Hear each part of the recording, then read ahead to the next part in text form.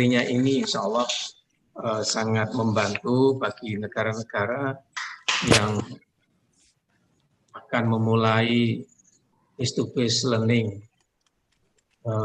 pada tahun 2021 nanti.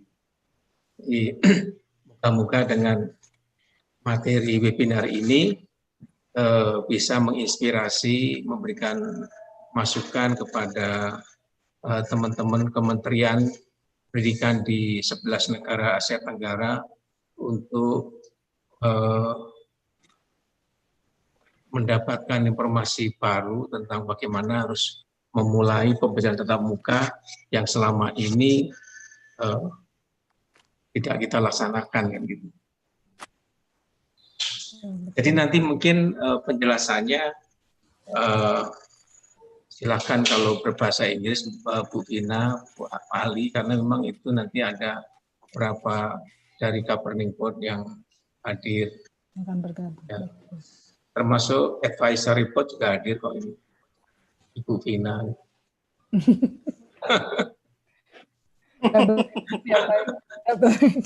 Kemarin malam sudah ditagih, sudah diingatkan sama Pak Dwi tugas sebagai advisory board ya Pak. Saya follow up ke Pak Irwan Pak. Iya. Baik Pak Direktur, mohon izin Bapak Ibu semua, Ibu Ita, Ibu Vina, Pak Ali, apakah kita bisa mulai untuk siang hari ini? Silakan Pak Irwan.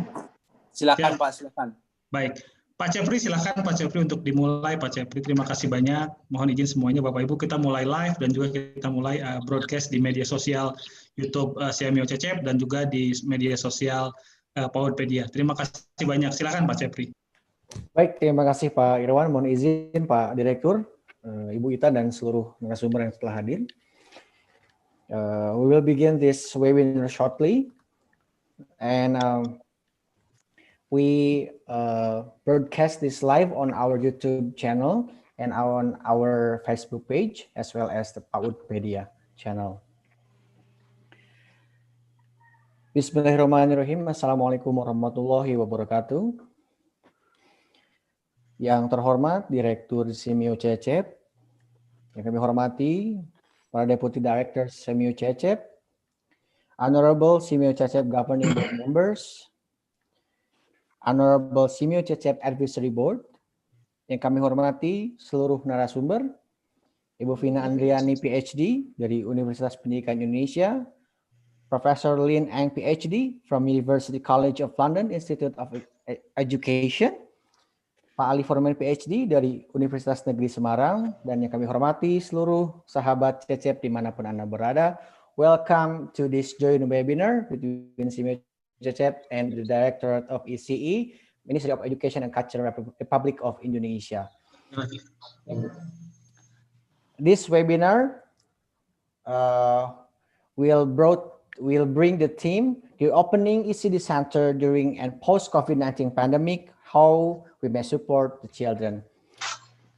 Alhamdulillah pada kesempatan hari ini saya Cepri Maulana dapat berjumpa lagi bersama seluruh sahabat Cecep sekalian dalam keadaan sehat walafiat. Semoga semua selalu dalam keadaan yang sehat dan juga dalam keadaan yang bugar ya. Alhamdulillah kita bisa berkumpul lagi pada seri webinar SEMU Cecep. Dan pada kesempatan hari ini saya akan bertugas sebagai pembawa acara. So in this webinar, allow me to introduce my name. My name is Cepri Maulana, and I will be the master of ceremony of this webinar. Untuk mengakomodasi para peserta yang datang dari luar Indonesia, maka webinar ini akan diselenggarakan dengan dua bahasa, bahasa Indonesia dan bahasa Inggris. So to cater our overseas participant, we will conduct this webinar in two languages, bahasa Indonesia and English. Hadirin yang berbahagia, izinkan saya juga untuk membacakan susunan acara pada webinar siang hari ini. Yang pertama adalah upacara pembukaan, dilanjutkan dengan sambutan, kemudian adalah sesi paparan, dilanjutkan dengan sesi tanya jawab, dan diakhiri dengan sambutan penutup. So ladies and gentlemen, as we proceed to our first agenda, please raise for the national anthem of Indonesia, will be followed by Semio Color. Hadirin dipersilakan berdiri untuk mendengarkan lagu Indonesia Raya, dilanjutkan dengan Semio Color.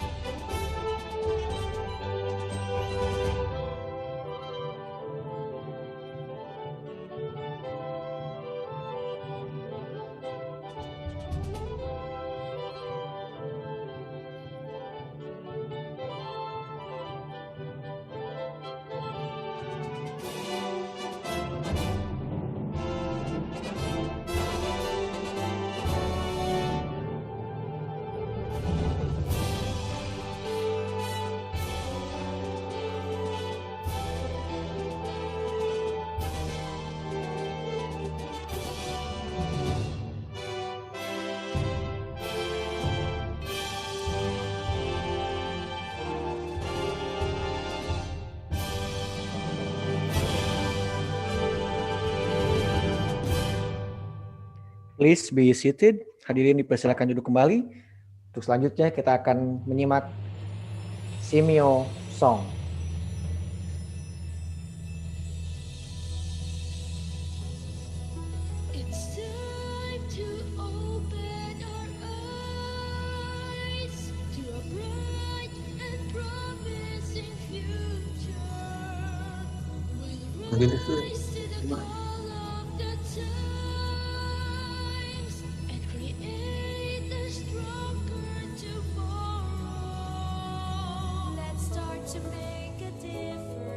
Teaching everyone to learn through science Mas, nanti saya akan ngomong bahasa Inggris. Ya, nanti bahasa Inggris kamu tunjukin sini ya.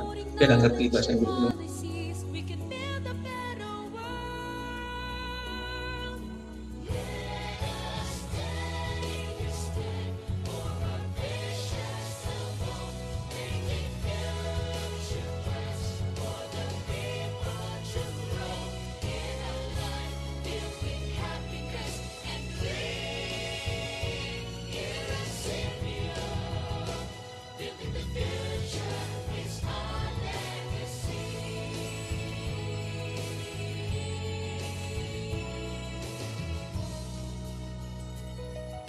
Achieve our goals through partnership, creating opportunities.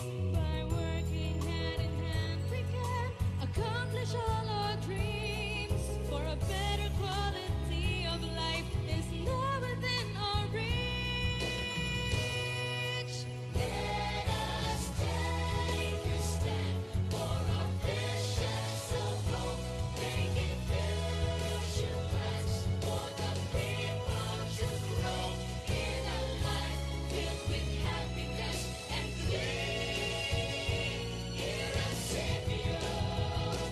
Building the future is our legacy. Let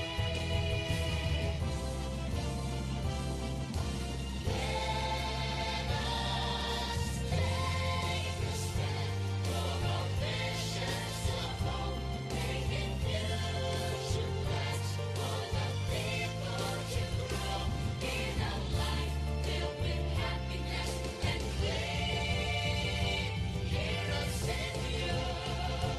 Building the future is our legacy. Building the future is our legacy.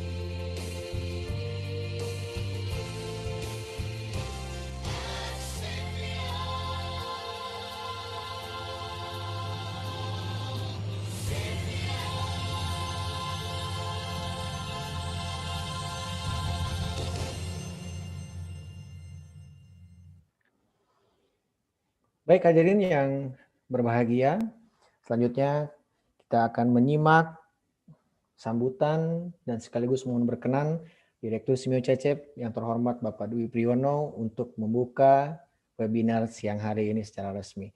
We will invite the Director of SEMUANYA Cecep, Dr. Dwi Priyono, to deliver his remark and officially open this webinar. Please.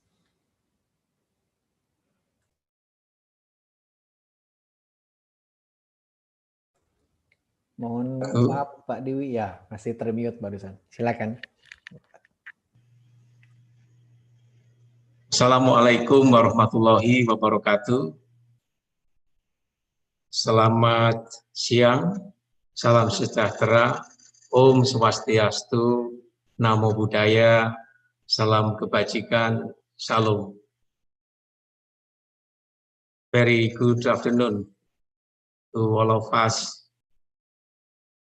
Honorable the Director of ECCE, Directorate General ECE, Primary and Secondary Education, Ministry of Education and Culture, the Republic of Indonesia,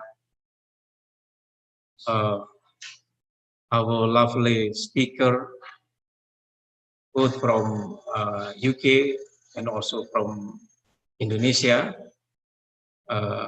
Professor Lin Eng, PhD, from University College of London, Institute of Education. Very good afternoon, Prof. Lin. Ibu Vina Andriani, PhD, from Pendidikan Indonesia. Selamat siang, Ibu Vina. Senang sekali ketemu dengan Ibu. Ya, moga-moga pertemuan ini membuat berkah untuk Cecep dan semua peserta webinar dan 11 negara anggota SEMUANYA Cecep. Selamat siang, Pak Ali Formen, PhD, from Universitas Negeri Semarang. Senang ketemu kembali bersama Bapak. Semoga pertemuan ini membawa berkah untuk kita semua. Our CMOCSEP Governing Board from 11 countries in South Asia region, very good afternoon. And also CMOCSEP Advisory Board, very good afternoon. Bapak Ibu peserta webinar yang berbahagia, senang sekali kami terutama bersama Direktorat PAUD dan Gasman, Kementerian Pendidikan Republik Indonesia saya bisa menyelenggarakan webinar pada siang hari ini, terutama dalam kaitan dengan persiapan pembelajaran tatap muka di tingkat pendidikan usia dini yang akan kita mulai pada tahun 2021. Sebagai umat beragama, marilah kita awali pertemuan webinar ini dengan terlebih dahulu mempersembahkan puji dan syukur kehadirat Allah SWT, Tuhan Yang Maha Esa, karena kita diberi kesehatan dan kesempatan untuk bisa bersama-sama mengikuti kegiatan webinar pada hari ini dalam keadaan sehat walafiat. Bapak, Ibu hadirin yang kami hormati, para narasumber dan peserta webinar yang berbahagia. Sebentar lagi kita akan meninggalkan tahun 2020 dan kita akan memasuki tahun baru, tahun 2021. Tentunya kita berharap apa yang tidak baik pada tahun 2020 ini tidak kita temui lagi pada tahun 2021. Kebijakan pemerintah Republik Indonesia terkait dengan pendidikan direncanakan akan ada pembelajaran tatap muka atau face-to-face learning from kindergarten to perguruan tinggi. Tentu ini perlu persiapan bagi kita, terutama stakeholder pendidikan, terutama sekolah, khususnya pendidikan usia dini, apa yang akan kita kerjakan sehingga kegiatan dalam new normal nanti yang akan kita mulai pada Januari 2021 ini bisa kita selenggarakan dengan baik dan tentu tidak berdampak kepada menyebarnya COVID-19. Tentu ini kita harapkan protokol kesehatan tetap menjadi prioritas utama dan kegiatan belajar mengajar dengan face-to-face learning yang direncanakan akan dilaksanakan tahun 2021 bisa kita selenggarakan dengan baik, tentunya dengan protokol kesehatan. Terkait dengan itu, maka pada webinar ini kami bersama, terutama CMOCSEP bersama dengan Direktorat PAUD telah sepakat untuk mencari solusi bagaimana membantu para guru, para kepala sekolah agar pelaksanaan dalam new normal nanti, terutama dalam kegiatan proses belajar mengajar di sekolah dalam tatap muka ini bisa kita selenggarakan dengan baik. Ladies and gentlemen, entering period the new normal, the policy of reopening school or returning to face-to-face learning from early childhood higher education and from early childhood to higher education in various countries in Southeast Asia, especially in Indonesia, of course, need to go through various stages of consideration. In addition, as a party given the authority, the local government through the education office need to issue various form that must be filled by the school. After the form is filled by the school together with the school committee can decide to return to face a learning or continue learning online. Jadi Bapak Ibu yang kami hormati, beberapa kebijakan tentu akan dikeluarkan oleh pemerintah dalam Direktorat Pendidikan Usia Dini agar pelaksanaan kegiatan belajar mengajar dengan pertemuan tatap muka ini bisa kita selenggarakan dengan tetap memperhatikan masalah kesehatan bagi anak-anak kita. Tentu local government dan pemerintah daerah telah mengantisipasi untuk buat kebijakan-kebijakan sehingga dua-duanya bisa berjalan dengan baik. Bapak Ibu yang kami hormati, satuan PAUD, misalnya kebijakan dari Kementerian Pendidikan dan Kebudayaan, diwajibkan jaga jarak minimal 3 meter dan maksimal hanya terdapat 5 peserta didik dalam kelas atau standar 15 peserta didik kelas. Jumlah hari dan jam belajar dengan sistem bergiliran rombongan belajar ditentukan oleh masing-masing satuan PAUD yang disesuaikan dengan situasi dan kebutuhan. Selain itu, kewajiban untuk menggunakan masker dan protokol lain yang menyesuaikan protokol COVID-19 perlu diperhatikan guna menghindari penyebaran COVID-19 juga perlu mendapat perhatian yang utama. Ladies and gentlemen, there is a regulation from the Ministry of Education and Culture of Indonesia that ECE Center are required to maintain a minimum distance of 3 meters and maximum of only 5 students each class, or standard 15 standard of class. The number of days and hours of study with learning group exploitation, is determined by each ECCA center according to the situation and need. In addition, the obligation to use mask, and other protocol that adapt the COVID-19 protocol to avoid the spread of COVID-19 also remain to be obeyed and carry out. Bapak Ibu yang kami hormati, webinar kali ini dimaksudkan sebagai wadah adanya pertukaran dan penyebaran informasi mengenai berbagai strategi, langkah, dan prinsip yang perlu dilakukan oleh para stakeholder PAUD dalam menyambut kebijakan baru. Jadi kebijakan baru kembali ke sekolah dan berlangsungnya pembelajaran tatap muka.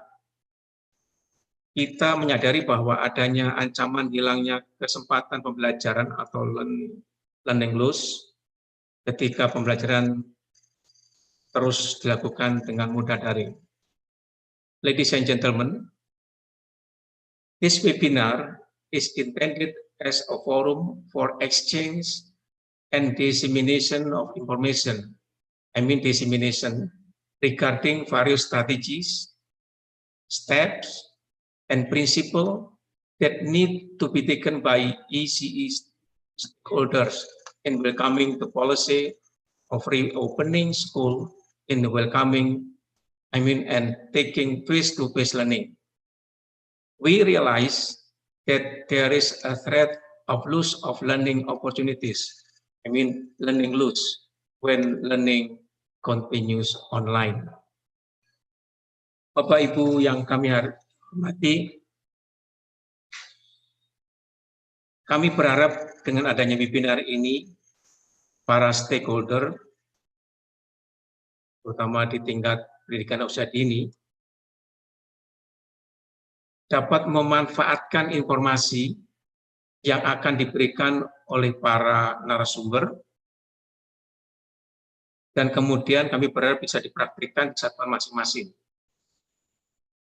Bapak Ibu yang terhormat, pandemi COVID-19 telah mengajarkan kita banyak hal. Meski demikian, dengan kerja keras semua pihak dan dengan semangat gotong royong, serta menempatkan kepentingan peserta didik di atas hal lain, maka kita yakin bahwa kita akan mampu keluar dari krisis dan pandemi COVID-19, dan insya Allah kita akan keluar sebagai pemenang. Ladies and gentlemen, we hope that with this webinar, ECCE stakeholder, especially teacher and early childhood education teacher, early childhood education center, can take advantages of the information that will be provided by the resource person of today's webinar to be applied in their respective unit. Ladies and gentlemen, COVID-19 pandemic has taught us many things. Even so, with the hard work of all parties and with the spirit of mutual cooperation and placing the interest of students above other things, we are confident that we will able to come out of the crisis and the COVID-19 pandemic as a winners. Hadirin yang berbahagia, demikian sambutan yang dapat kami sampaikan mengawali webinar pada hari ini. Akhirnya dengan mengucapkan Bismillahirrahmanirrahim, kegiatan webinar kerjasama Direktorat Pendidikan Usia Dini, Ijen PAUD Didasmen, Ministry Education and Culture Republik Indonesia, secara resmi kami nyatakan dibuka. That is the welcome remark that I can convey by saying Bismillahirrahmanirrahim. The collaboration with webinar activity between the Ministry of Education and Culture, the Republic of Indonesia, Directorate of Early Childhood Education, together with SEMUANYA regarding preparation for face-to-face learning in all early childhood education, I officially declare it open. Terima kasih. Wassalamualaikum warahmatullahi wabarakatuh. Waalaikumsalam warahmatullahi wabarakatuh. Terima kasih Pak Direktur. Alhamdulillah telah membuka kegiatan webinar pada siang hari ini secara resmi. Hadirin yang berbahagia, selanjutnya kita akan masuk pada sesi foto bersama. Oleh karena itu kami mengundang seluruh hadirin yang masuk dalam ruangan meeting Zoom untuk membuka atau menyalakan kameranya.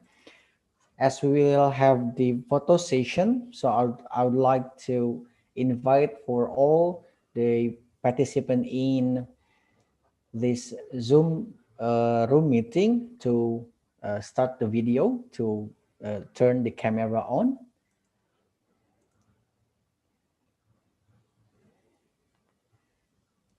And okay, on my mark. 1, 2, 3. Okay, one more time. 1, 2, 3. Okay, and please raise your right hand and form the C letter with your right hand as the symbol of children care and CSAP. 1, 2, 3. 1, 2, 3. Excellent. Thank you very much, everyone. Baik, hadirin yang berbahagia, selanjutnya kita akan langsung memasuki sesi paparan yang akan dimoderatori oleh rekan saya. Saya akan bacakan sedikit short biography of my colleague, Miss Rita Anggorawati MPD, Capacity Building Officer in SEMUANYA. She was graduated from English department on her undergraduate, the same major with me. And currently she is pursuing her doctoral degree in educational administration in Universitas Pendidikan Indonesia. And she has a long experience as a teacher for more than 22 years, as well as the school principal for more than 12 years.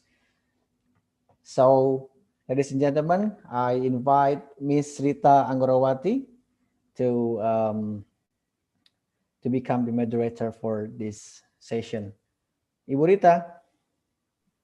Okay, thank you so much, Pak Chapri. So now we are moving from Tangerang to Lembang, actually because we are so far away. So thank you very much.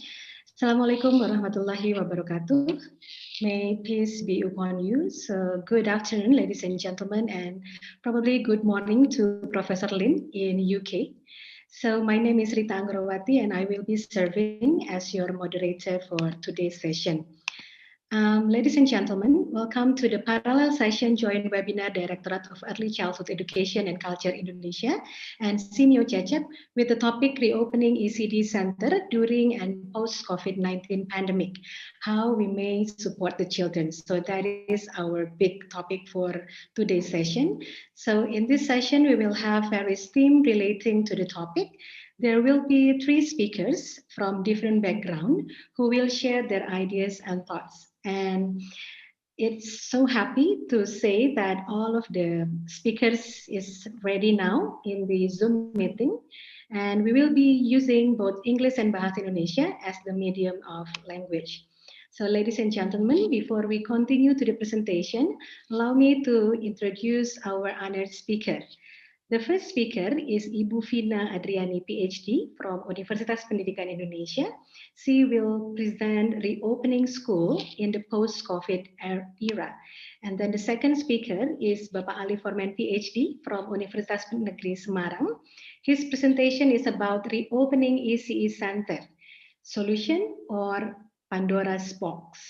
Last but not least, the third speaker is Professor Lin Ang, PhD from University College of London, Institute of Education. In this session, she will elaborate on supporting young children's learning during a pandemic. So for this session, we will have about maximum 90 minutes. So I would like to invite each speaker to present his or her presentation within 15 up to 20 minutes.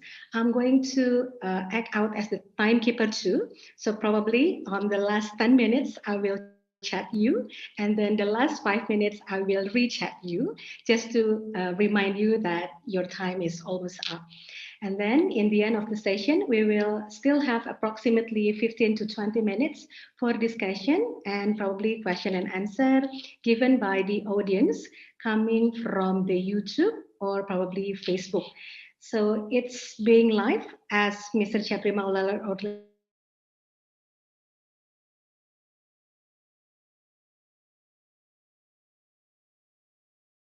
So ladies and gentlemen, we are going to proceed to our first keynote speaker, but first allow me to read her curriculum vitae. So Vina Adriani, PhD, is an associate professor at the Department of Early Childhood Education, Universitas Pendidikan Indonesia. Her research focuses on the issues of gender and social justice in early childhood education, ECE, as well as the impact of neoliberalism in ECE. She has published numbers of peer-reviewed articles and book chapters on the topic, and she has also been invited as visiting lecturer in Sultan Qaboos University, Oman, Gothenburg University, and University West Sweden. She was a guest editor for Policy Future in Education, special edition on neoliberalism and practices of ECE in Asia, and Journal of Pedagogy's special issue on negotiating the local and global discourse in shaping early childhood education practices in this global south, an act of decolonialization. Currently, she serves as an editorial board for Policy Futures in Education, International Journal of Early Years Education, and Global Studies of Childhood.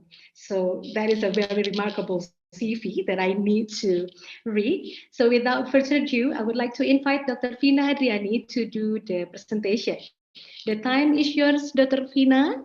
Hello, so 20 minutes from now. Thank you very much, Rita, Okay. for Share the screen or yes, I think I would like to share my own screen if that's okay. Yes, okay. Okay. Yeah, thank you very much, Burita, for a very generous introduction. So good afternoon, first of all, to the director of CMU CECEP, Pak Dr. Dwi. Thank you very much for the invite. And also, I also would like to extend my appreciation to Dr. Ali Forman and also Professor Lin, all the speakers in today's event, and also to all the participants and also all the committee who has worked very hard from CMU CECEP. So thank you very much. We are reaching the end of the year. I believe, according to Pak Irwan, this is going to be the last event for CMU CECEP. So I think hopefully we all are hoping that next year will be a different but also a better year for all of us. Yeah? So please allow me to share my screen. So I think my presentation is going to be quite straightforward, as I believe the other presenter, they also have some important points to be made. So the term of reference that the committee has given me, that today we are going to discuss about the reopening schools in the post-COVID era.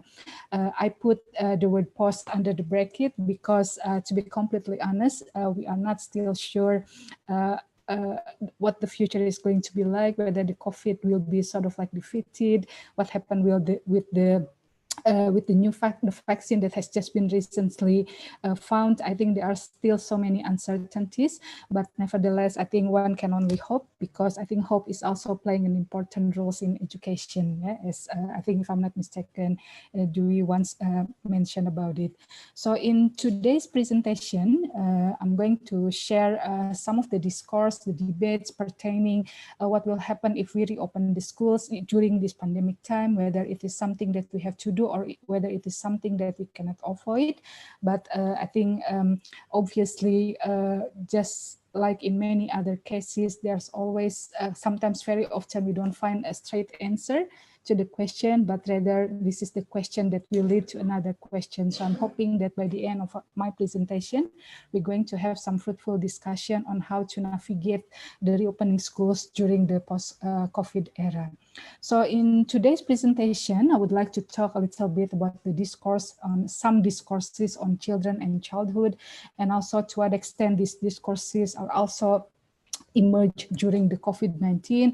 And then we also need to talk about which particular children that we are talking about when we are mentioning about young children. And then also finally, I would like to discuss with all of you some points to consider when we would like to reopen the school. Yeah? So I think without any doubt, I'm sorry, Bu Rita, I'm so sorry. I think suddenly there is some technical issue here. I don't know, just now my screen suddenly goes blank. I'm trying to open again, but just in case I cannot open it again, would you mind to help me with the PowerPoint? I'm so sorry, just in case, I don't know why. I'm trying to reopen again. Okay, we can do that. Sorry, I'm so sorry. Okay, I'm gonna, okay.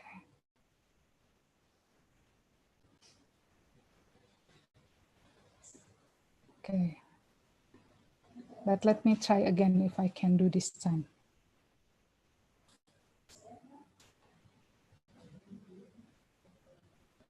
Oh, okay, yeah.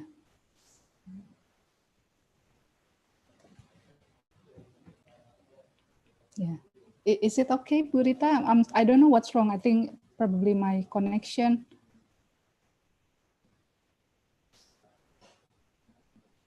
Yeah, okay. This page, right? So please kindly give me the cues, so probably I can move to a screen. Okay, yeah. Thank you very much, Burita. So I think as we all know that the COVID-19, without any doubt, it has created a lot of instabilities and also disruption for almost every aspect of our life. And I think we also have no doubt that early childhood education has also been greatly affected during the pandemic. As many of us known probably, and also many have argued that early childhood education relies so much on the notion of care that requires both physical interaction and also emotional engagement between the teachers and also the student. So those two things, the physical engagement and also the emotional stimulation, is obviously something that is quite difficult to be translated during the online mode of learning. And I think previous research has also suggested how the online learning has perpetuated further inequalities between children in the rural and also in the urban area, where children in the coming from underprivileged background, they are affected greater during this pandemic. So I think we are all aware with the discourse, and I think knowing the complexities during the online learning, I think that is also one of the reasons why the government is trying to navigate the situation, and one of it is by suggesting that the school can reopen their kindergarten considering or taking into account the healthy zone in their district. Meaning if the zone is, in Indonesia, we have red, yellow, and green, if I'm not mistaken. So if the zone is a green zone, meaning it is safe from a health perspective, then the kindergarten or any other school might operate as normal. But obviously, it is not without a challenge, particularly during the COVID-19, because we all know that when we talk about young children, I think you can go next, Burita. Yeah, I think in general, even before the COVID-19, when we talk about children and childhood, I think there are a lot of discourses regarding children and childhood, but in general, we can say that there are two binary opposition discourses when it comes to the notion of children and childhood, and it has to do with the concept of children's right, as Padwi has mentioned before. So when we talk about children and childhood, I think the two dominant or two major discourses are putting the children in the two binary opposition. The first one is seeing children, young children, as vulnerable beings. They are seen as ontologically incomplete. They are seen as fragile and irrational. And because of that kind of vulnerability or fragility, very often young children are constructed as being unable to respond to the stressful situation. And this kind of discourse leads to a protectionist approach of young children. So adults and also educators try their best in order to protect the life of the children. But another discourse will also say that children is actually competent beings. They are active, they are rational, they are capable of voicing their opinion. And when during the pandemic time, even young children, they are able to deal with the situation. I've done a small research with a student of mine, and even in our earlier finding, it was suggested how young children are actually more than capable to navigate the situation, sometimes even far more capable compared to adults. For example, they are able to change their schedule, they are able to discipline themselves during the online learning, etc. So the second discourses is likely to lead to a participationist approach, when we see young children as an active agent, as someone with agency, that they are being capable of dealing with the whole situation. And if we look at these two major discourses, I think these two major discourses is also reflected during this time of pandemic. I think if we look at the media, for example, the news circulated in the media, we can see that even the news in the media, they are perpetuating these two binary discourses of children and their childhood. For example, next please.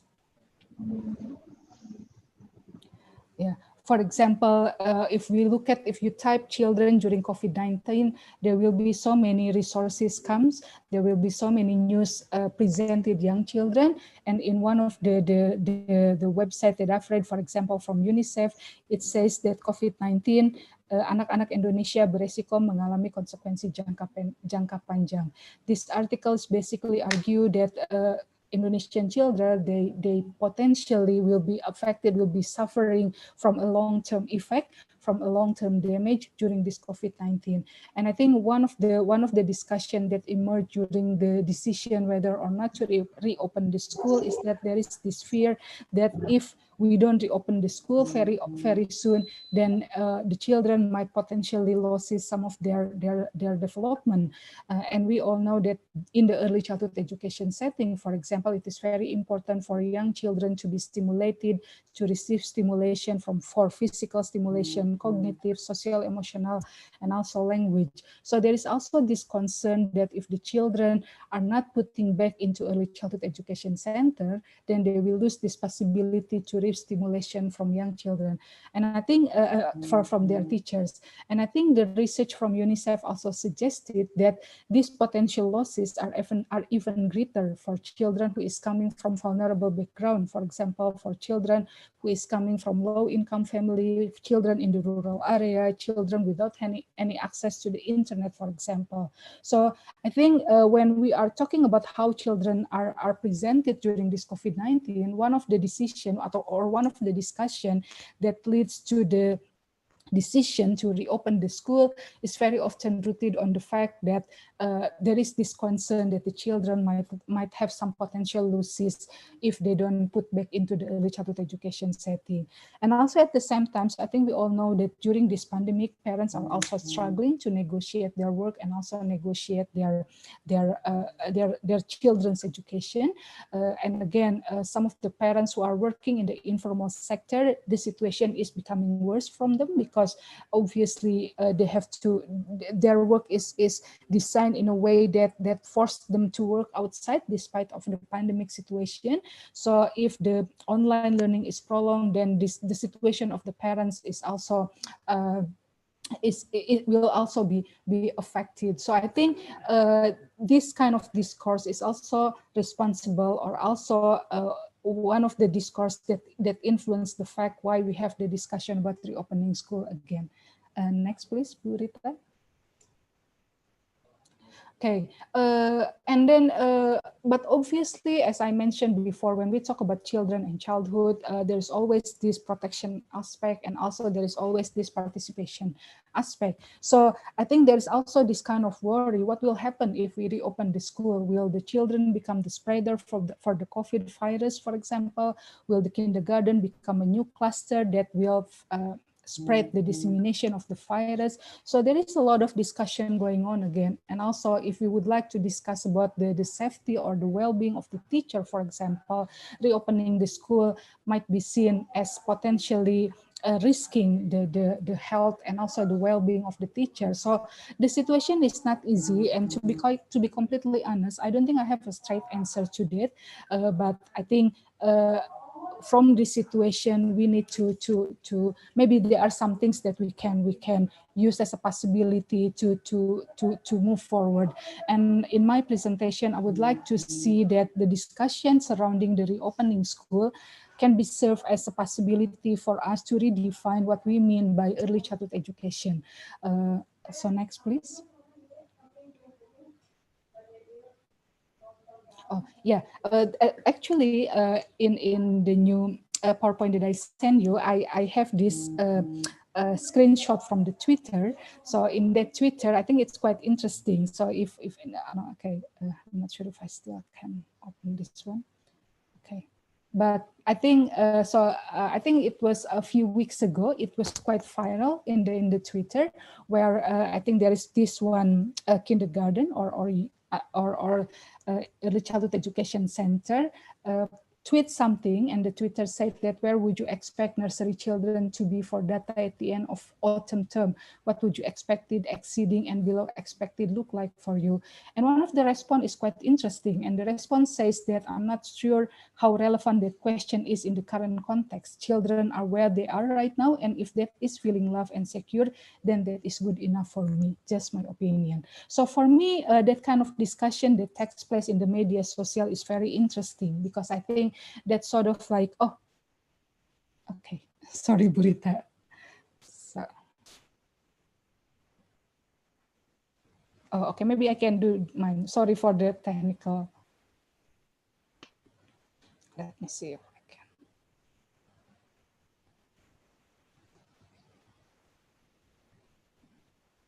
Sorry for the technical.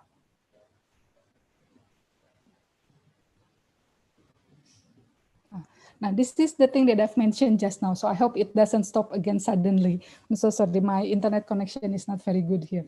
So here, if we look at this conversation or this status, sorry, it's not in the Twitter, in the Facebook apparently. So I think from this discussion, it sort of like reminds us what early childhood education is all about. And again, I think because when we talk about reopening the school, as I've mentioned earlier, I believe that it's not an easy topic to discuss. Obviously, there are so many debates, there are so many discussions, there are so many agreement and also disagreement. But I think again, trying to be positive, if we would like to use the discussion surrounding the reopening of the school as the possibility to redefine what we mean by early childhood education, I think perhaps that's a start that we can do. So in this particular status, for example, you can see that people like are debating about what we mean by early childhood education center.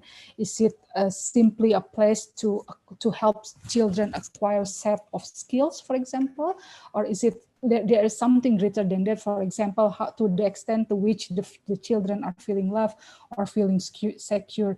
And I think we always know that early childhood education, yes, it plays a vital role in children's development, but probably during this pandemic context, I think more than ever, children's well-being becoming extremely, extremely important.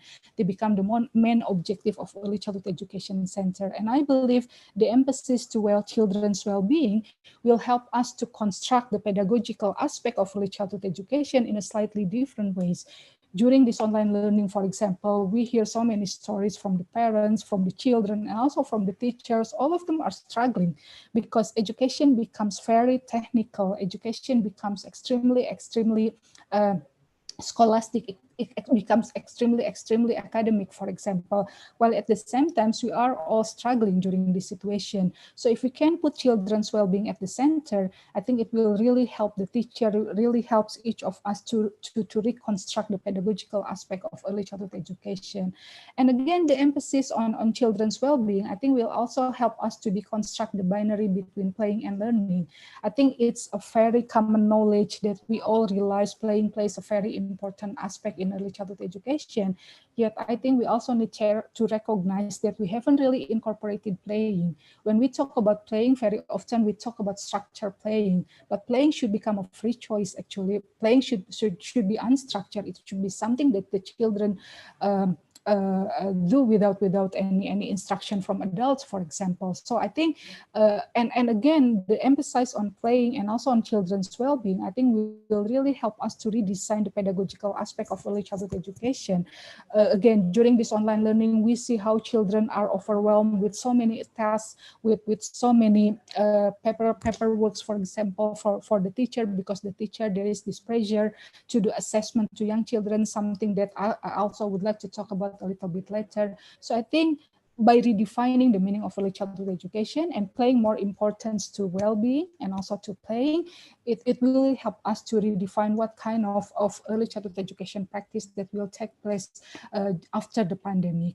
And this is also a situation, I believe, to develop a more flexible and also emergent curriculum.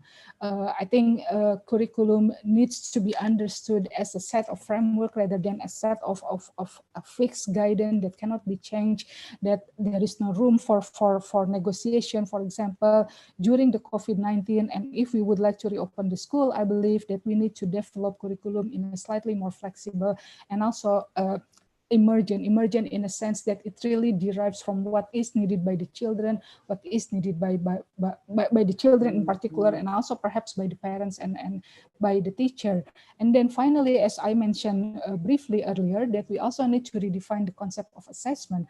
Assessment should not be seen as a form of evaluation. It's definitely in the early childhood education center, it's not a form of high-stake testing. I think we all know that, but unfortunately, sometimes we still tend to do it. So using the opportunity, if we would like to see the blessing in disguise, for example, in my attempt to be positive, I think we need to redefine the concept of assessment as something which is more authentic, documentation based. So in a way, it's not like evaluating on testing the children, but rather giving an opportunity for the teacher to understand more about about the children. So if we can redefine the whole aspect of early childhood education center, I believe that reopening the school probably will be less stressful. Yeah? And I also would like to talk another aspect that perhaps needs to be considered if we would like to reopen the school. And here I would like to bring to the very old quote from Branson, but I still find that his quote is very relevant for today's climate. So I think Branson is very famous for saying that education cannot compensate for society, which means that education alone cannot solve all the problems in a society. In order for education to be effective, we need to make sure that there is a collaboration between education sector and also with other sector, that in order for education to be function properly during the post-COVID-19, for example, we need to make sure that education can work together or is being supported by any other sectors in the society, for example. And in Indonesia, we actually have some potential to do that. I think in Indonesia, we have the concept of PAUD-HI, the Integrated Services of Early Childhood Education Center.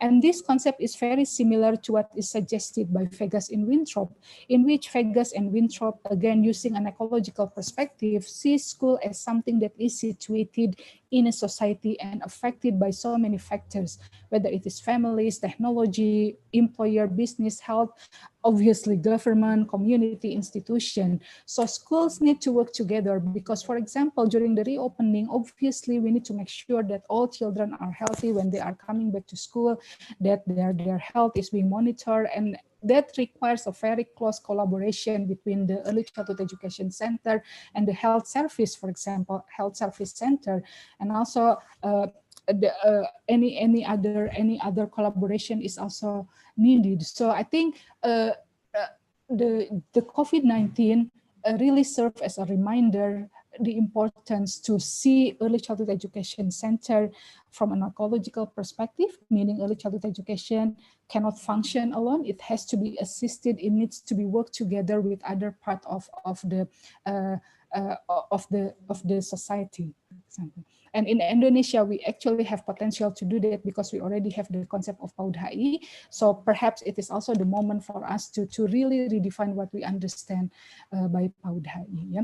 And as Vegas and Winthrop further says, they also says that it is also an opportunity for us to make sure that public education can function at its base. So we need to make sure that the public education, the good is accessible to everyone. So there is this issue of access and participation, and also we need to make sure that the government is also trying to help the existence of public education, because as we can see, COVID-19 has also taught us that there exists inequalities in the society. So we really need to make sure that we also help the public education, so the public education can play its part, because a good public education is very often associated with a more inclusive society. So I think that's all from my presentation. I think it's 15 minutes already, Gurita, if I'm not mistaken. It's 20 minutes actually, Ibu. Oh, sorry, I'm so sorry. Okay. So yeah, so I think, well, thank you very much, and I look forward for more discussion from us. Thank you very much.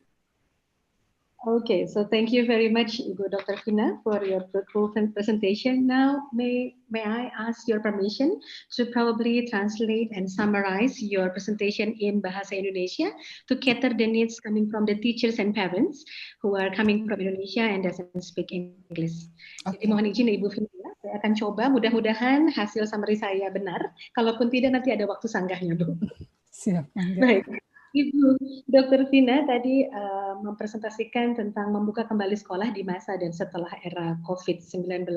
Dalam presentasinya, Ibu Dr. Fina mengemukakan beberapa isu yang berkenaan dengan pembukaan kembali lembaga sekolah di masa dan setelah era COVID, terutama lembaga sekolah PAUD. Di antaranya adanya beberapa diskursus mengenai pembahasan tentang anak-anak dan masa kanak-kanak, kemudian diskursus mengenai kondisi anak-anak di masa pandemi, di mana masih banyak anak-anak yang berada dalam kondisi tidak beruntung, adanya permasalahan fasilitas, serta di dalamnya adalah internet dan lain-lain. Kemudian isu mengenai perlunya pendefinisian ulang pendidikan anak usia dini, di dalamnya termasuk kepada isu mendekonstruksi makna bermain dan belajar, kesempatan untuk mengembangkan kurikulum yang fleksibel, dan ruang untuk penyesuaian di mana kurikulum ini benar-benar sesuai dengan apa yang diperlukan oleh anak, orang tua, dan guru. Kemudian juga dibahas mengenai perlunya pendefinisian ulang konsep penilaian bagi anak usia dini yang lebih otentik atas upaya pemahaman guru terhadap siswa dibandingkan tes-tes yang biasanya diberikan kepada anak-anak usia dini. Ibu Vina juga membahas mengenai layanan integrasi yang di Indonesia dikenal sebagai lembaga PAUD HI, serta pentingnya kolaborasi antara sekolah dan banyak pihak. Dan kemudian Bu Vina juga tadi sempat mengungkapkan tentang kekhawatiran yang terjadi, dan ini mungkin merupakan isu utama dari akan dibukanya kembali sekolah, karena akan ada kekhawatiran yang terjadi atas potensi ditinjau dari aspek-aspek kesehatan, keselamatan anak, dan juga kesejahteraan para guru. Hal ini merupakan hal yang masih perlu didiskusikan bersama. So thank you very much Ibu Vina for your presentation. Then we are going to move to our second speakers. So ladies and gentlemen, now I would like to introduce the second speaker, Bapak Ali Forman, PhD. Bapak Ali Forman teaches at the PG PAUD Department, Faculty of Education. He completed the undergraduate program in Educational Psychology and Counseling Guidance at Yogyakarta State University. And then he was taking his master degree in Early Childhood Education at Monash University, Melbourne, Australia, and doctoral studies in the same field at the University of Auckland, New Zealand. His current research interests are mainly in the field of early childhood education, especially on the theme of quality childhood studies, interest in Islamic studies.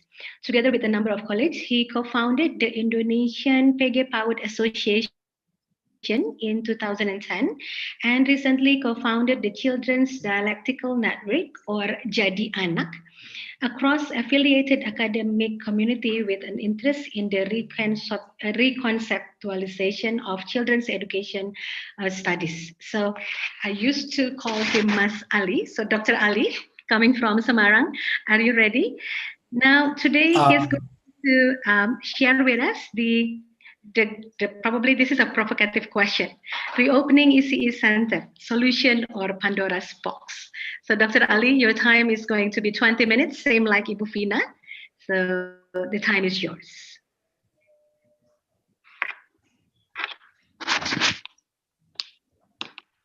Thank you so much. Thank you so much, Ibu Rita Anggorawati. Good afternoon, everybody in Indonesia, and good afternoon. Good morning, good early morning. I think here. There in the UK, Professor Lin Ang. I hope everyone is happy, everyone is good. To welcome the new year of 2021. And first of all, let me express my appreciation to SEMU CHECHAP for inviting me to this forum.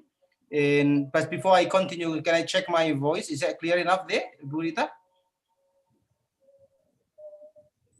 Ibu Rita, hello? It's good, Bali. It's good. Okay. Thank you so much for your confirmation, Ibu Vina. I think, first of all, I'd like to acknowledge the generosity of SEMU CHECHAP for inviting me to this forum. We hope that the coming 2021 will be a what do you call it, like a good year for us to not only to reflect what's has happened in the 2020, and we hope that we can navigate our new 2021 more effectively. And above all, we wish the best for our parents, children, and teachers and educators all over the world after going through the very difficult situation and time in the 2020. Secondly, I'd like to express my gratitude to the director of SEMU CHECHAP for involving me into this talk, and we do hope that we can share the information today that will be beneficial and useful for our parent teachers and especially for our children. And we again and again, we wish the best, all the best for our parents, teachers, and children for the upcoming 2020.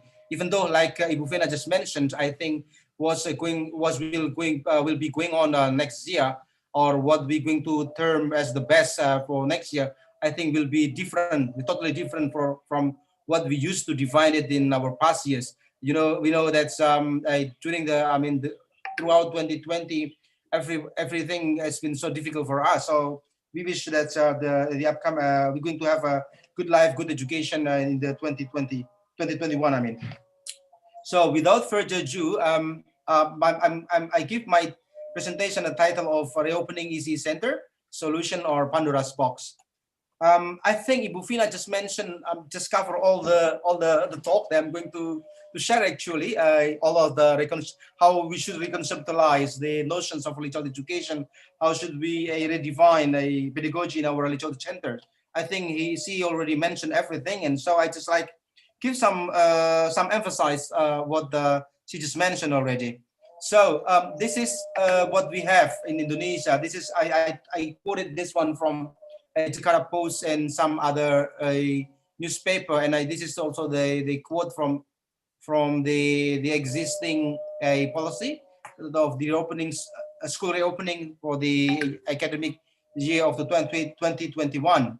So Marta Juliana recently wrote on the Jakarta Post. She said that it has been more than 7 months since a 5-year-old Naila last set her foot in her kindergarten, located in one of Jakarta's slum areas near the flood-prone Ciliwung River Basin. Her school has been closed since COVID-19 broke out in Indonesia in March, and her 3 to 5 meter home, Naila now spends her days playing with her neighbors' cats and occasionally watching YouTube videos on her mother's mobile phone. Naila's story mirrors that of many children in Jakarta and across the country. While experts claim that the early childhood years are important milestones in a person's life, many young children in Indonesia are missing out on school, recreation, interaction with their peers, and in general, their childhood because of the health crisis. So this is what Marta, one of the early childhood educator in Jakarta, just recently posted on Jakarta Post. So to me, this statement raises some questions around quality, because as we know that's one of the very reasons for us to reopen our preschool center, to reopen our schools and education institution in general, is the idea of quality. What outcome, what sort of education outcome if we kept continuing to close our schools? And I think this is the reasons, the main reasons behind the reopening policy that we're going to deliver in this coming new year. So this is the quality. For example, one of the consideration that the Ministry of Education and the other three ministries in Indonesia have taken to decide that we're going to reopen our school and preschool especially, is that based on the evaluation that the government has gained, is that many parents and families and children and students facing with the obstacles when they have to do a distant education, distant learning. So, but what sort of quality that we're going to expect if we reopen our preschool? This is what I mean by whether a reopening policy or reopening school is a solution or indeed it is a Pandora, given all the points that Dr. Fina just mentioned, that there are some risk of new waves of coronavirus infection and so on and so forth. So this is the context of my talk. What's happening anyway in the field then to respond to the situation? The government, the Indonesian government, for example, relies on what I just mentioned, relies on the notion that the online learning or the home-based learning cannot catch up with the need for with our need to improve or to deal with the notions of quality. So reopening preschool is seen as the solution to the risk of the quality decrease. So there have been some mentions about the risk of learning lag, for example. Some international and global organization, for example, have advocated how the new learning in the upcoming years is aimed at the what you call it, the compensating the learning lag, the learning lag that our student have possibly or most possibly experienced during the 2020. But at the same time, the policy that the policy that just been released is relying its decision on mainly on the health risk as a dominant justifying discourses. So this is like what you call it. I'm not going to say that. I'm not going to say that as inconsistency, but here we know that the policy itself is based on the double standard basis.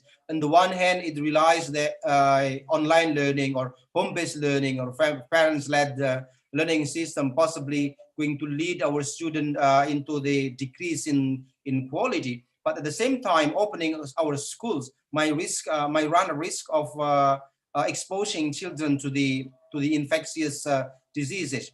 But the good news of this policy, it seems to me, is that at least the policy has the policy includes the parent voices and give the regional government more authority to decide what is best, what is better for their local people. So what I mean by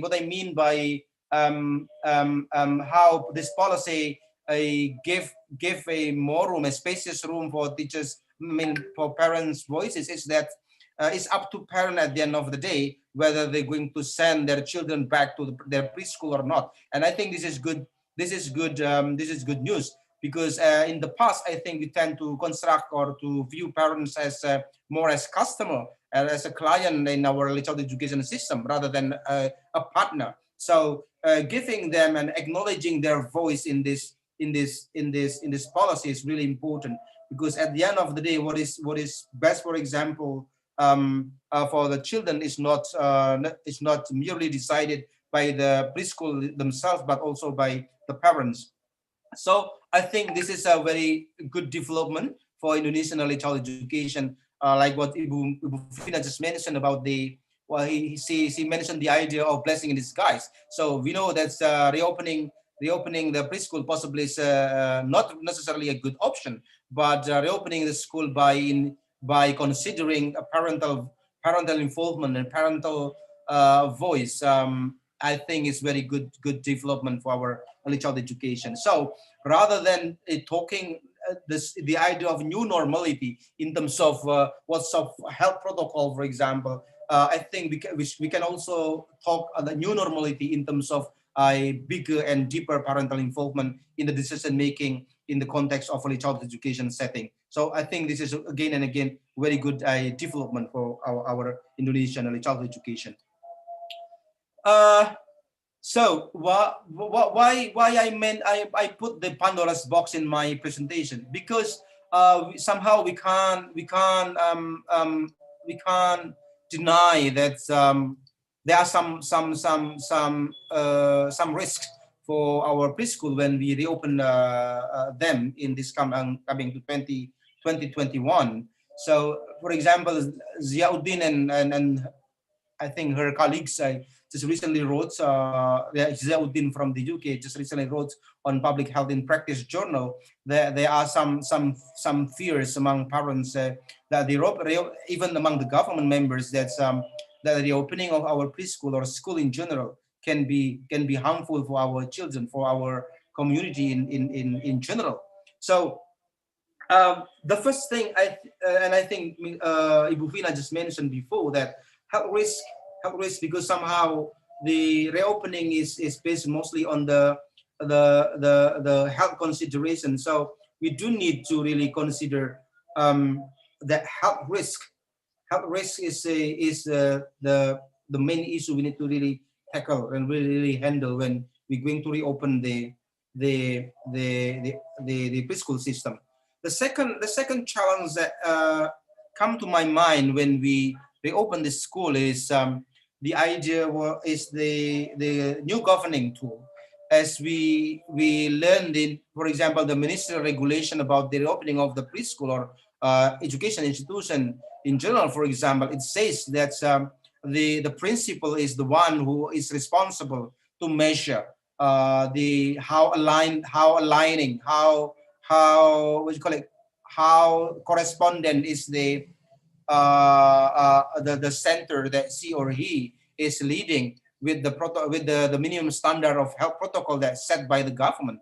For example, here the regulation, for example, mentioned that he or she, I mean the principal of the preschool or the school should or have to measure to ensure that the preschool has proper sanitation facility, then has the good and clean toilet, and also the hand washing facilities. And this is like what I mean by the new governing tool. Because possibly there are some, and we can't deny the fact, I think, that there are more preschool that are not that do not meet the minimum standard even before COVID, and in Indonesia especially, that there are more schools that doesn't meet that do not meet the minimum standard rather than those that meet the minimum standard even before COVID. So by regulating the preschool in this way, I mean in the context of our response to COVID, I think this will be a new governing tool. And consequently, it seems to me that the reopening preschool, this is, I think, another concern I have to mention, is will cause another, will create another quality divide between different preschool.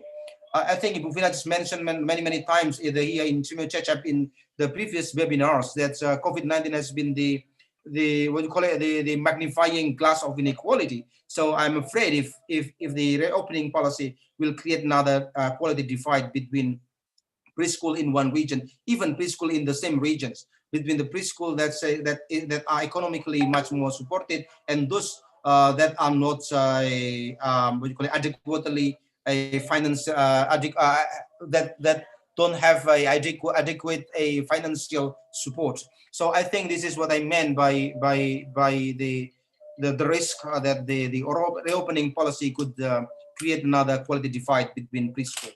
So this is another concern that come to my mind. So I think because of that, because the main question that this webinar raised is how can we, or how we may help our children in facing the plan for us to reopen their preschools. I think first of all we need to move from the hard risk discourse. So I'm not saying that we need to really get rid of this discourse from our mind. I'm not saying that that we don't need to consider the health risk that might overshadow us when we are reopening our preschool. We do need to consider this risk. Somehow our children's well-being and our parents' well-being and teachers' well-being and safety are our first priority. But talking reopening in terms of health risk discourse, I think pose some dangers like this I just mentioned. It's going to lead us to the new divide of quality. It's going to lead us to lead this policy into another governing tool of our preschool. So why we can't get rid of this discourse from our mind? Because as Ziauddin and her colleague has mentioned recently, that the potential consequences if the reopening of schools managed badly is subsequent waves of COVID-19 infection, leading to more death, further school closure, and prolonged restriction, thus losing any ground gained thus far. So we do need to care about this risk. But reopening our preschool only in the light of this discourse is really is really dangerous for us. So what are the dangers? Ibu Vina just mentioned about the blessing in disguise. So this is a page that I quoted from Ziauddin and her colleagues with research. She and her colleagues tried to map what are the benefits and what are the harms of reopening. The green one is about the green one. I mean, the green box indicates the benefits of reopening, while the red one is the harmful aspects of the reopening that we should really care about that. For example, one of the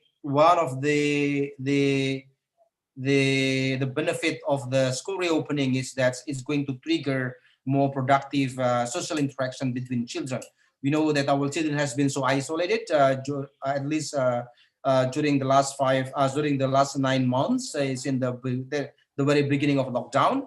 So it's going to facilitate our children to interact with adults outside their families. And but we need to also consider that the idea of new normality, for example, might trigger a mental problem to our children. I think those who teaches at a little setting, we have the idea of developmental play among children. That our children normally, I don't like the idea of normally actually, but normally, I mean, when they play, they normally move from a very solitary play into more constructive, where children can interact with each other. But imagine when we reopen our preschool next year, for example, children are seated and divided based on the imaginary walls between one child and the other child. And we know that some preschool not only built the imaginary wall between the children, but they did put the screen between the children. I just finished teaching and marking the teachers who participated in the last professional education certification. I just finished marking the teacher who just participated in the professional certification. And one of the aspects that I have to mark is the video that they send to the system. I mean, the online system created by the Directorate of Teachers. I found that some teachers really provide the screen that divide between children, and I don't think that this is the ideal or the good practice of early child education, because not only the teachers created imaginary wall, they do provide the physical walls, the physical clear wall. I mean, like clear screen to divide between one child to another, to ensure that there will not be some spread of coronavirus between them. So this is what we mean. This is what possibly we need to really anticipate the mental health effect of the reopening. This is one of the I highlight one of the benefit and harms of a reopening or continue closing our preschool. So what I mean by we need to really consider or to move beyond the discourse of health risk when we talk about reopening. I think one is that we need to reimagine what is the quote unquote good pedagogy for our children when we reopen our preschool. As we know that early childhood education is done and delivered through the so-called play-based pedagogy, but is it sufficient for the next years? And I think we need to also consider what Ibu Vina just mentioned, especially in Indonesia, when we talk about play-based pedagogy. When we talk about play, it's very, very structured here. So play itself is now considered to be insufficient to be the vehicle of early childhood learning. and we do know what sort of play is sufficient or is suitable for us in the context of COVID-19, for example. What is play if there will be no a close physical, a social interaction between children? What is play then if there is no some kind of a close contact between children and their teachers? So we need to really consider is whether or not play-based pedagogy is enough, is sufficient for our children, or we should critically imagine a new type of pedagogy in which children can develop and learn more effectively, and it is not only based on the play idea.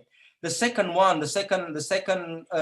that I'd like to share is inclusion of technology for ECE learning. We have been so far concerned about the negative impacts of technology on our children's development. So, but today's situation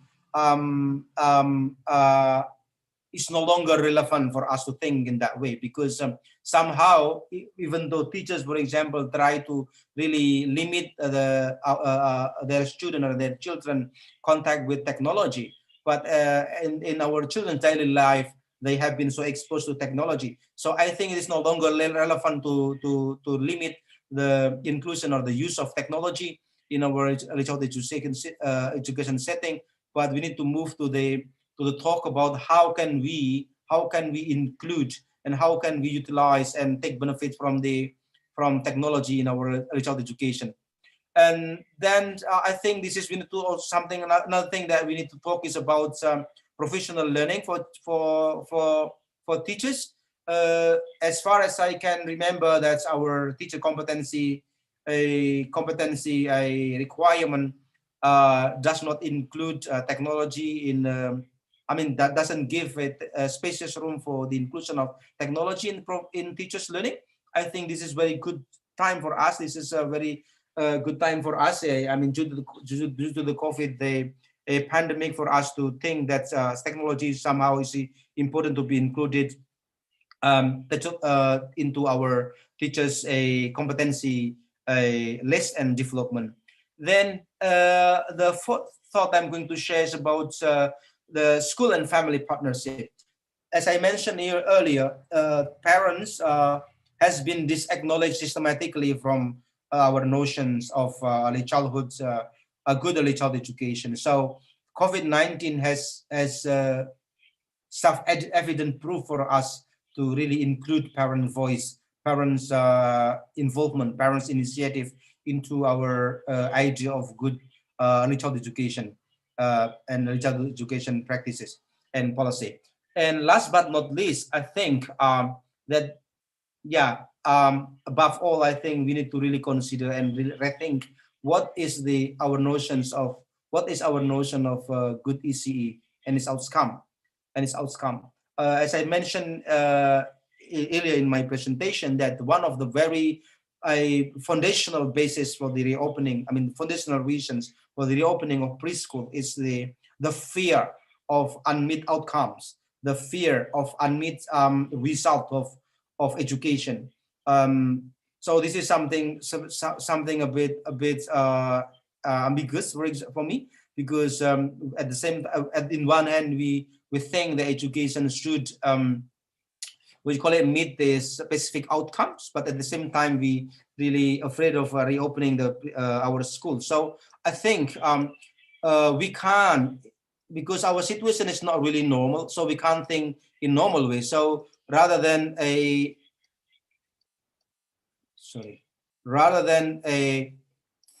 taking the idea of outcomes or quality as the base for the foundational base, a foundational thought to reopen our preschool, I think we need to really consider what are the outcomes of early child education. What are the outcomes of early child education? We have been so focused on school readiness, for example, as the outcomes of early child education. But can we rely on the same idea of school readiness in this COVID time? I don't think that we can rely on the idea of school readiness as the outcomes of early childhood education in this pandemic time, because at the same time we also acknowledge that there are some learning lags that we have from this pandemic time. So this is the five thoughts, points I'm going to offer. So to conclude my presentation, I'm going to say that when we talk about the preschool reopening, I don't think that we can just rely on the health risk discourses. We do really open the talk and open the conversation about this into a more and wider comprehensive consideration. It is a time for us to reimagine what is not only what is good for our children, but generally what is early childhood education itself, and what are what is the idea of outcomes of early childhood education. Thank you so much, Ibu Rita. That's all from me. Thank you so much. Okay, so thank you so much, Dr. Ali, for sharing the thoughts. And probably I'm going to summarize this into Indonesia, if you don't mind. So please kindly bear with me. Okay, Bapak Dr. Ali pada kesempatan tadi membahas mengenai tantangan di lapangan yang menyisakan satu pertanyaan, yaitu apakah pembelajaran tatap muka merupakan solusi atas permasalahan yang timbul di masa pandemi.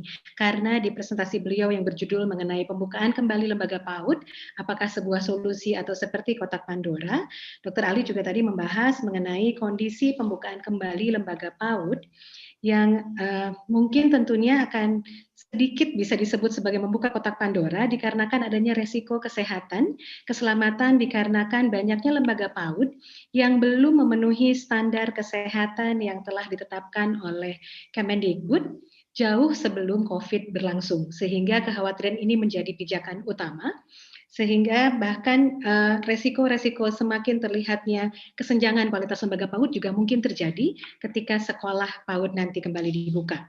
Padahal kalau kita menimbang bahwa Kemendikbud telah menyatakan bahwa pembukaan sekolah amatlah bergantung pada kewenangan pemerintah daerah dan kebijakan orang tua.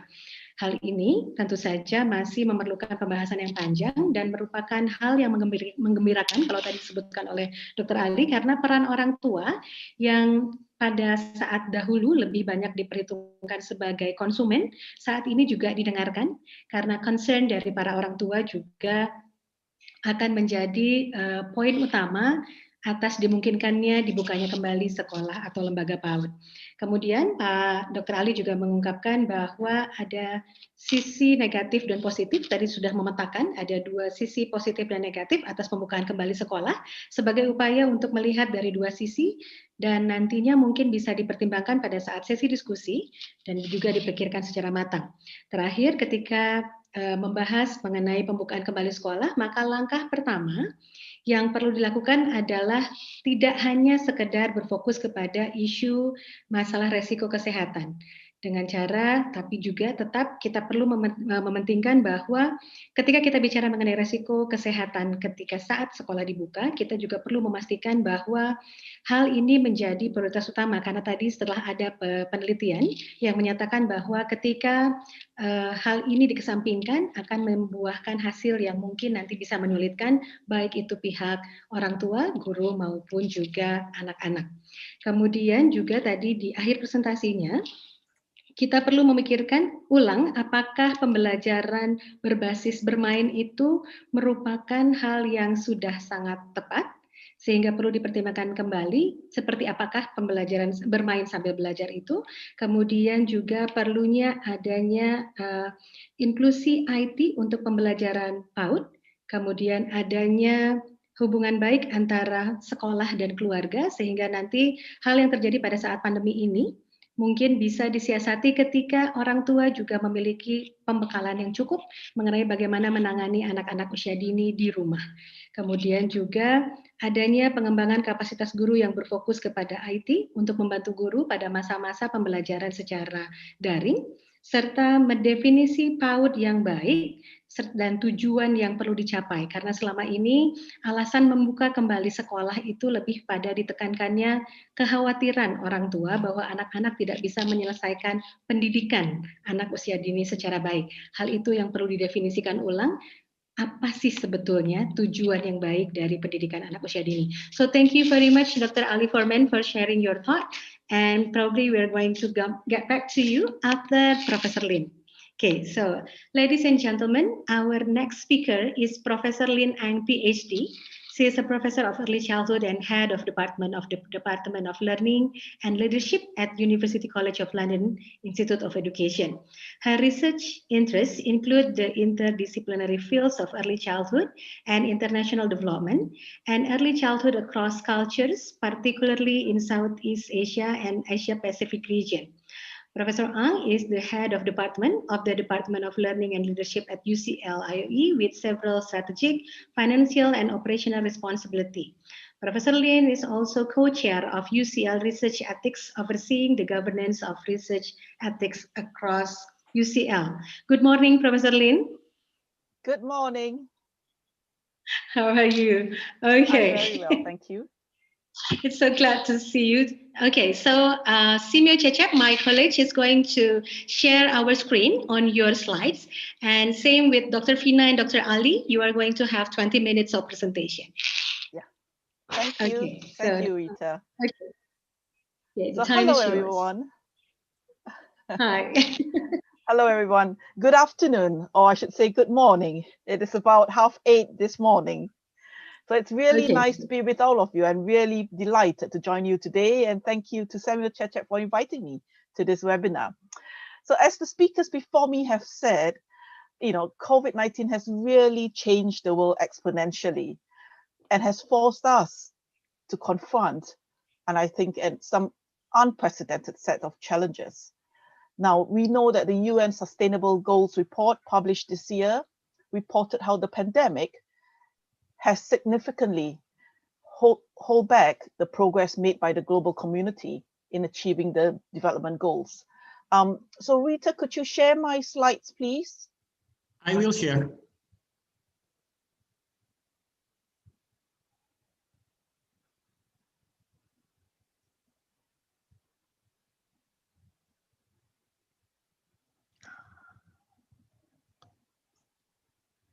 Sorry, moment, please.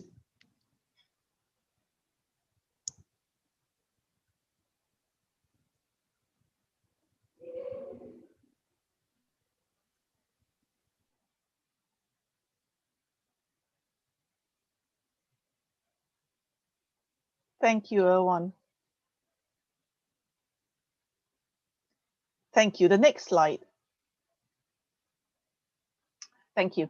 So as I was saying, this slide that you can see here is from the UN Sustainable Goals report published this year. And it's clear how the pandemic has really held back the progress made by the global community. And as this slide shows, in terms of the Sustainable Goal 4, to ensure inclusive and quality education, the data from the UN report and the policy brief shows how around 90% of all students were out of school. There have been disruptions caused by COVID-19, which meant that as many as 40 million children worldwide have missed out on early childhood education in their critical preschool years. And remote learning remains out of reach for some children, and in fact for millions of children, reflecting what I think is a digital divide, where there is a lack of access to computers, internet, and technology. And this has meant that many children have not been able to access education. So recent research has also shown that the profound effects that the crisis have on young children's physical, social, emotional, and cognitive development, and these consequences can last over the entire course of children's lives.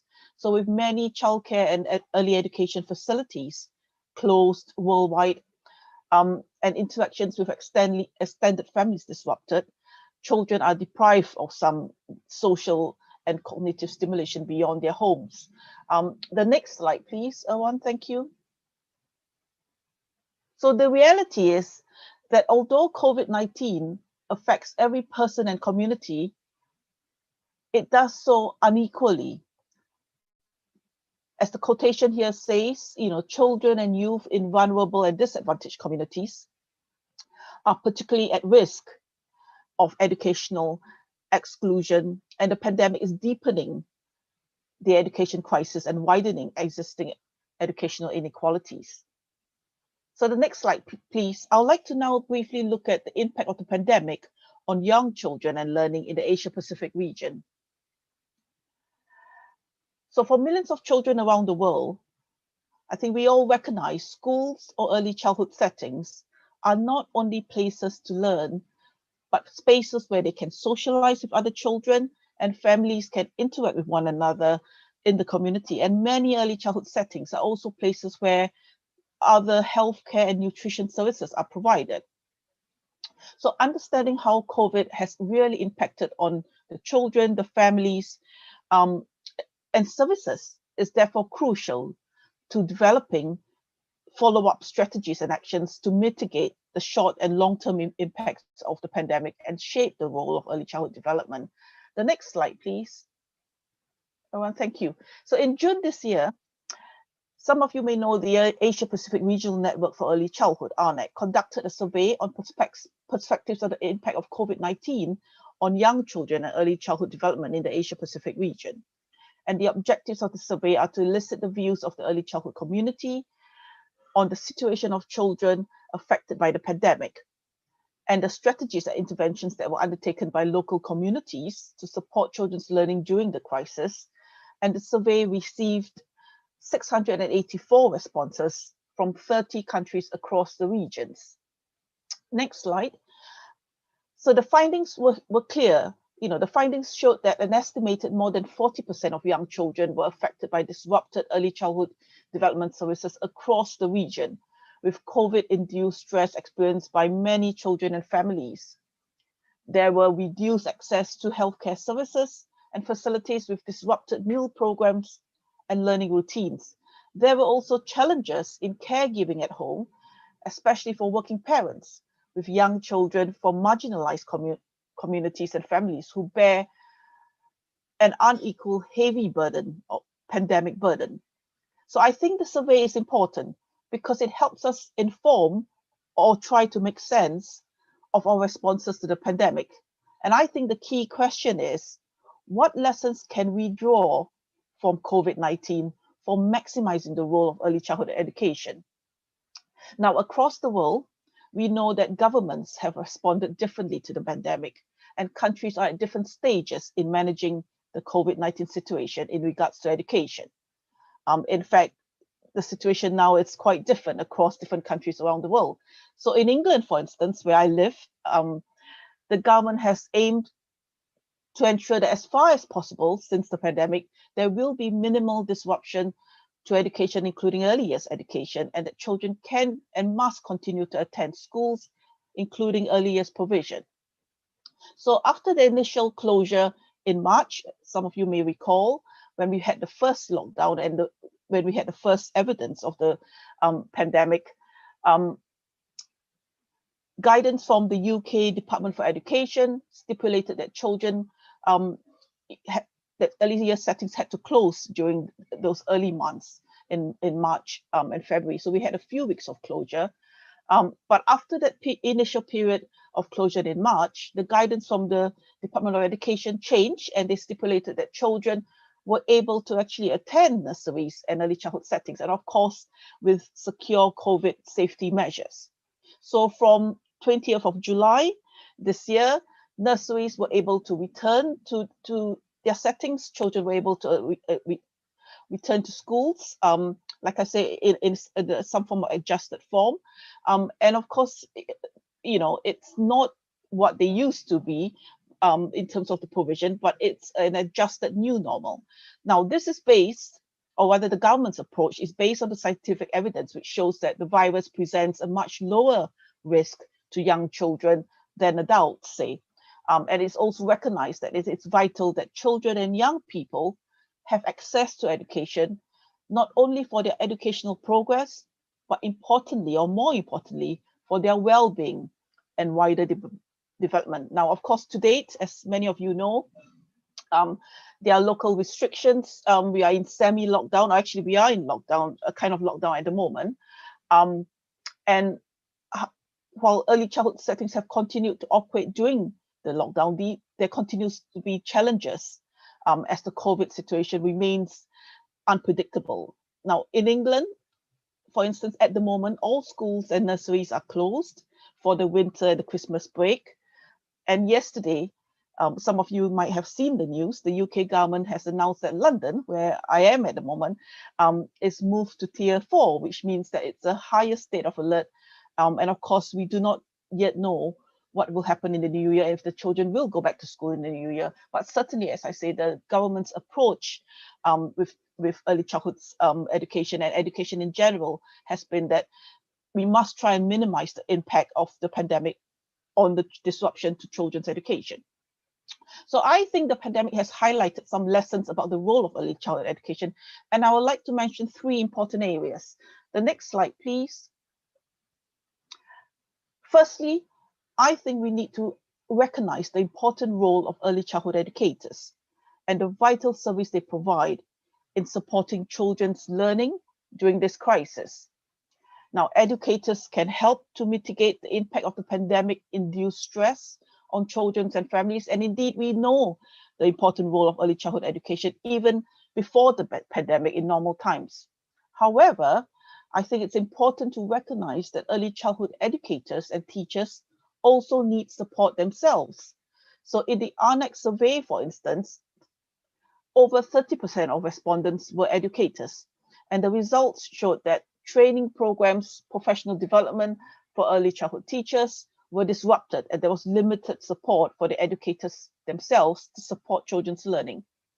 So research also shows that the mental and physical health and well-being of the teachers is important. Now in England, there was a recent survey of over 1,000 primary school teachers conducted, and it showed that teachers felt a tension in their role as they try to manage the challenge between providing a duty of care for their pupils' well-being and welfare and a duty to teach in their responsibilities for delivering education during this pandemic. Now, in this England survey, over 70% of the teacher responses indicated that they were concerned for the children's mental and physical health as a result of the disruption to their education. And the survey also showed that the teachers reported that the children's well-being was their top priority when they welcomed the children back to school, when the schools reopened. So as governments look to reopen early childhood settings, it is therefore important to prioritize the support for early childhood educators to help educators build what I call professional resilience in supporting their children's learning.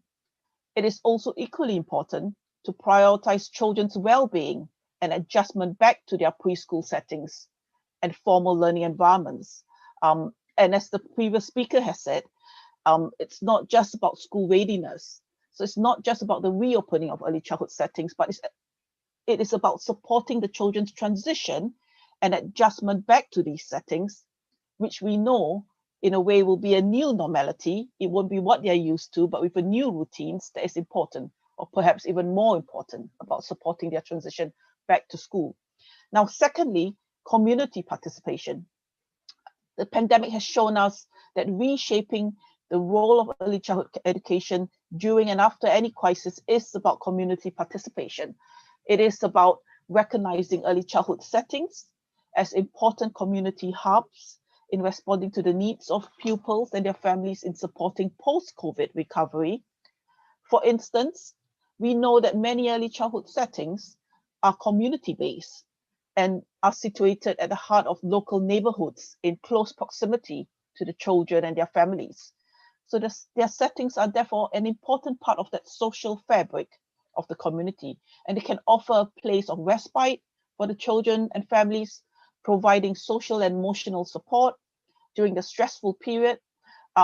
Children's development, we know, is contingent on nurturing responsive care and stimulating interactive interactions with adults in their home and community environment. So perhaps one way to move forwards could be supporting families and caregivers in the community to help the young children to learn effectively in engaging ways, even when children cannot attend early childhood settings, or as some of the speakers have said, where we attend settings in a much less frequency, or in a smaller group. So it's important, I think, for us to remember that learning does not just take place in the settings, but learning also takes place in the home, in the community environment. And perhaps the question is, could there be a kind of hybrid model of supporting early childhood education where children's learning in the setting is complemented by support in the home learning environment, particularly if, for example, if the policy requires that children only attend settings in a smaller group and only partial in a partial provision, and they can't attend the settings fully when the settings reopen. And then thirdly, global collaboration and cooperation. And I think global collaboration, COVID-19 has really reminded us of the need for global cooperation and solidarity in our work as an early childhood development community. Our joint focus must be on the development of new innovative strategies and solutions in providing early learning opportunities for young children in the region and beyond. Now, this can only be achieved by sharing information and enabling countries to learn from each other and to identify and apply effective risk mitigation strategies to support early childhood development. So in conclusion, there's no doubt that the COVID-19 pandemic has severely impacted on children, families, and communities. However, I'd like to ask that we hold firm in our convictions and not let the crisis derail our work in ensuring that children continue to access and participate in quality education. And I think everything we do during and after this crisis must be to ensure an inclusive, resilient, and quality education for the future of our children. Thank you. Terima kasih. Thank you so much. So you're doing great with your presentation. So I'm going to stop share. So, okay, Professor Lin, I hope you don't mind because I'm going to read the summary in Bahasa Indonesia first before we continue to the question and answer session. Okay, so Bapak Hormat, dalam presentasinya yang berjudul mendukung pembelajaran anak usia dini di masa pandemi, Profesor Lin mengemukakan bahwa anak-anak dan remaja adalah merupakan komunitas yang rentan dan berada dalam posisi yang kurang beruntung dalam hal terjadinya pandemi COVID, terutama bagi mereka yang berada di daerah-daerah marginal. Kemudian pandemi ini juga memperdalam krisis pendidikan dan memperlebar ketidaksetaraan pendidikan yang ada. Tadi Profesor Lin juga mengemukakan mengenai survei yang dilakukan oleh ARNEG mengenai perspektif dampak COVID-19 terhadap perkembangan anak usia dini dan yang terjadi di kawasan Asia Pasifik. Hal ini dilakukan pada bulan Juni 2020 dan kemudian didapatkan temuan bahwa setidak-tidaknya diperkirakan lebih dari 40% anak-anak terpengaruh oleh layanan PAUD yang terganggu di seluruh wilayah di Asia Pasifik, jadi bukan hanya di Indonesia. Kemudian adanya stres akibat COVID yang dialami oleh anak-anak dan keluarga, terjadinya dampak yang signifikan pada pengasuhan anak-anak, kemudian berkurangnya akses ke layanan atau fasilitas kesehatan, adanya ketergangguan program pemberian nutrisi bergizi yang biasanya dilakukan di sekolah, kemudian terjadinya rutinitas belajar yang terganggu, adanya tantangan dalam pengasuhan di rumah, terutama bagi para orang tua yang bekerja, dan juga fakta bahwa anak-anak kecil dari keluarga dan komunitas yang terpinggirkan menanggung beban pandemi yang lebih berat. Kemudian ketika Profesor Lin mengemukakan pelajaran apa yang bisa diambil dari COVID-19 untuk memaksimalkan peran pendidikan anak usia dini, beliau merekomendasikan beberapa hal seperti berikut. Yang pertama adalah peran penting pendidik anak usia dini, di mana mereka perlu diprioritaskan untuk diberikan dukungan untuk membantu mereka dalam membangun kestabilan bagaimana mereka bisa terus memberikan layanan secara profesional di masa-masa yang sangat berat. Kemudian perlunya adanya partisipasi masyarakat di mana lembaga pendidikan anak usia dini sebagai pusat komunitas yang merespon kebutuhan siswa dan keluarga, perlu juga untuk didukung dalam hal pemulihan pasca COVID. Kemudian juga perlu adanya kolaborasi dan kerjasama global, di mana keterbukaan dan berbagi data menjadi amat penting untuk memahami dampak COVID-19 pada anak dan keluarga, serta mengidentifikasi strategi mitigasi risiko yang efektif untuk mendukung pendidikan dan perkembangan anak usia dini. Kemudian di akhir presentasinya, beliau menyatakan sepakat dengan para pembicara sebelumnya bahwa hal ini bukanlah semata mengenai isu pembukaan kembali sekolah, namun juga merupakan bagaimana memberikan dukungan sosial emosional serta pendampingan kepada para orang tua, para keluarga, serta para caregiver atau pengasuh yang membersamai anak-anak usia dini di rumah pada saat masa-masa rawan saat pandemi berikut ini. Dan begitulah presentasi yang telah disampaikan oleh ketiga narasumber. So thank you very much for your fruitful presentation, Professor Lin, Ibu Dr. Vina, and Dr. Ali. I'm going to read you because actually we have plenty of questions, but then now it's already 4 p.m. in Indonesia. I don't know, so probably I'm going to put forward one question, but then each one of you needs to answer the question. So it's going to be one question because we elaborate some of the question into one. Okay, so the question is, if we are going to reopen the school, how to encourage child participation on preschool reopening process. So please kindly give us some idea. So the question is coming from several school managers and teachers coming from Indonesia. So I'm going to let Ibu Vina to answer first, and then Dr. Ali, and then Professor Lin. Okay, Dr. Vina.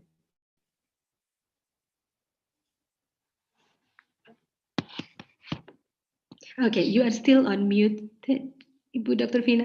Okay. I'm so sorry. Yeah. Okay.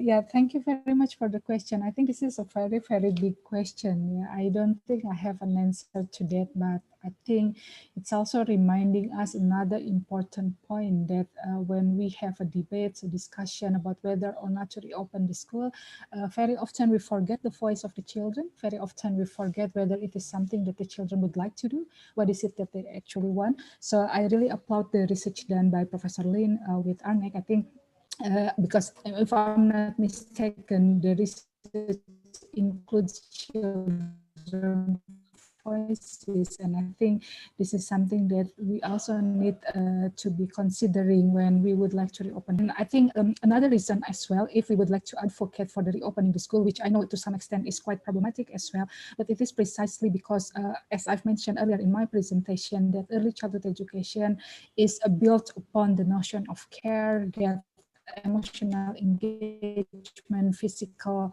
stimulation from the teachers are very important, and also children's participation is also very important, and that kind of things are sort of like invisible during the online learning. But again, at the same time, we cannot advocate for those things if at the same time we need to reset the children's healthy, for example. So I'm afraid I don't really have an answer, except that I think the current situation is really a test for us to make sure that we always include children's voices. One of my limited observation that I've taken into account during the online learning, for example, is that very often that the pedagogical aspect during the online learning is driven by the big curriculum pictures, in a sense that teachers are forced to make sure that they implement all the themes, they implement all the activities as required by the curriculum, but very often the children's voices is missing. So I think considering children's participation is very important, but I'm afraid I don't really have a straight answer to that question. So I apologize for adding another layer of confusion instead. Okay, so thank you for this kind of meta question, Ibu Dr. Vina. Okay, so Dr. Ali, your response to the question.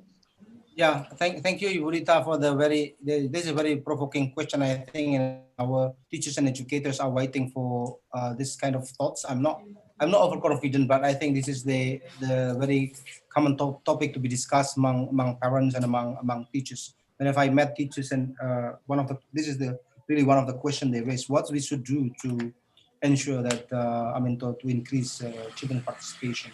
Yeah, I think I just want to add what Ibu Fina just mentioned. We first of all we need to really involve what do our children really need to learn, and how are they going to learn during this kind of pandemics. I think we need to start like some sort of like Peter Moss, for example, mentioned about democratic experimentation. That's we need to really include to ask children what do you think is the best for you to, what kind of strategy is taught by the children as the best strategy for them to learn, because somehow the situation is changing.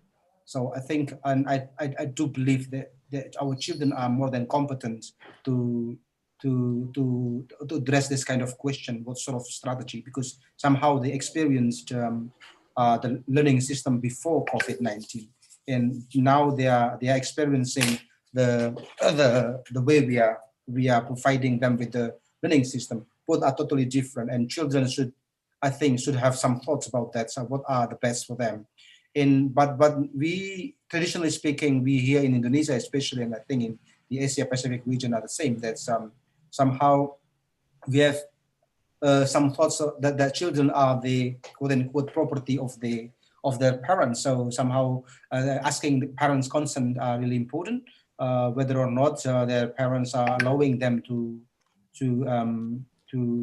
release them to send them back to the preschool. So one is the children's voice, not only whether they want to go back to the preschool or not, but asking them how they're going to learn in this post-pandemic or during this pandemic or in response to this pandemic situation is really important. And I do believe, I'm more than confident that our children can raise some thoughts. The teachers might formulate, this is the good way. I know that I have some talks with the children that attending in the preschool that I am involved in as the academic associate, and we talked with them. We talked with the children. The children really want to go back to the center, but now how can the problem is we are adult. How are we going to formulate? How are we going to we call it to as like a chef? How are we going to mixture this different thoughts from parents, from children, from the government, from the community, from the teachers into one, and this one a unification of these ideas should be the good thing for the children. Yeah, that's my response to that. So yeah. Okay, so thank you so much, Dr. Ali, for that. So, okay, I'm going to go to you. So with the same question, so how to encourage child participation on preschool reopening process should we are going to open the school soon?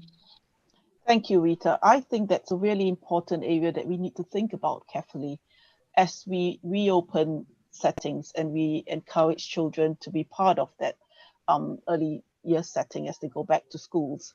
I think firstly, it is about recognizing, and we know that there are research out there that has really shown this, it is about recognizing that a child-led curriculum and a child-led provision has lots of benefits. So it's not necessarily about being child-centered, it's more than child-centered, because often when we talk about child-centeredness, sometimes it becomes adult-centered, right? Because it's a fine line between what is child-centered and what is adult that actually provides that provision for children. But I like to think about it in terms of child-led. So that means providing lots of opportunities for children when they go back to the settings to give them that opportunity to voice how they feel about being back, to voice their choices about the kinds of activities they want to participate in. And I think that's so important, because that means you're giving them that opportunity to actually share their views and their thoughts, but also being respectful about their views. What we are saying to them, to the children, is that we hear you. We want to hear your views about how you might want learning to take place when we come back to the settings. And that, I think, brings to the second point, which is about, I think, making careful adjustments to the routines and to the curriculum that you have in your settings. I said this in my speech. I think one of the important things is not just about opening the school. In fact, I think that's the easy bit, right? Because governments give regulation about, how many children can be in a bubble. And I know in the UK, the government has stipulated, children have to be in small groups, have to be in small bubbles, so the different year groups can't mix, so there are very clear COVID safety measures. For me, that is the easy bit because that's about health and safety. I think the more challenging bit is about actually bringing in adjustments and making adjustments to the curriculum to ensure that children's transition and adjustment back to the setting, is taken care of. So I think it's about early child educators being prepared to make adjustments to their routine. So recognizing that it's not just about implementing the same curriculum, perhaps, or the same routines that you did before the COVID, but thinking, how can I make these activities more child-friendly, more inclusive for children? And I think thirdly, it's about time. It's about taking the time to listen to children. Often we are so busy in our lives, and I know in early childhood settings, everybody is so busy. Early childhood educators have a very strict routine. The children come and they're constantly in one routine after another, and then you've got the meal times. But I think it's just taking back and giving time for children to adjust, and for early childhood educators to adjust their routines as well back to the settings. Okay, so thank you so much, Professor Lin, for that. So I'm so grateful that I have a very tremendous insight for this question and answer, because from your answer, actually, the three of you agree that it's actually a necessity for us to listen to our children's voices, which means that actually, hopefully, this is a redefining based on ECCE, and it's not about the adults' education, but then it's go back to the children as we are talking about them. So thank you so much for the concise presentation, and actually for the warm, and actually I'm so happy to have three of you here. So we come to the end of the session. So I'm going to give back the videos and monitors to our Master of Ceremony, Mr. Chapri Maulana. The time is yours. Thank you so much. Thank you, Ibu Rita. That was really fruitful, warm, and insightful discussion. So thank you for all the speakers, Ibu Vina, Pak Ali, and Prof. Lin Eng. Thank you very much. And now let's move on into our end of the session. I will invite the Director of SEMUANYA CECEP, Bapak Dwi Priyono, to officially close this joint webinar. Time is yours, Pak Dwi Priyono.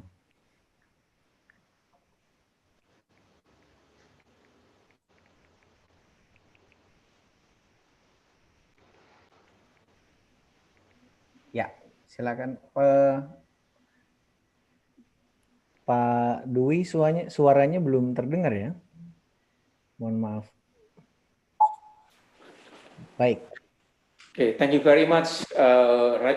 Today we have good information from our speaker, both from UK and also from Indonesia. Thank you very much for Professor Lin. I know today you woke up too early. Thank you very much for your joining in our webinar. You gave me a lot of information that very helpful for us, especially in Indonesia, for Indonesian government. Ladies and gentlemen, from the presentation and discussion in today's webinar, we can see that to start face-to-face learning, there are many things that we need to do together.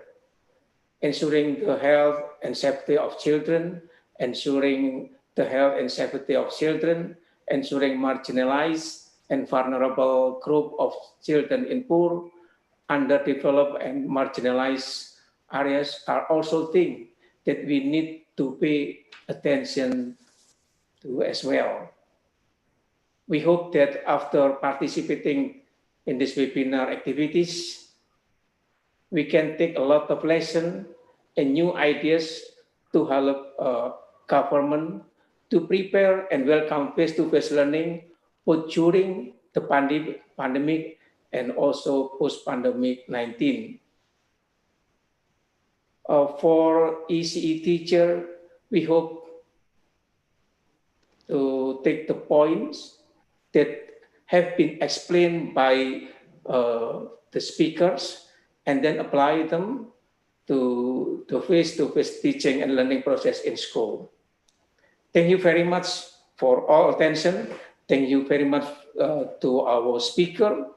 You gave us a lot of information to prepare reopening ECD center during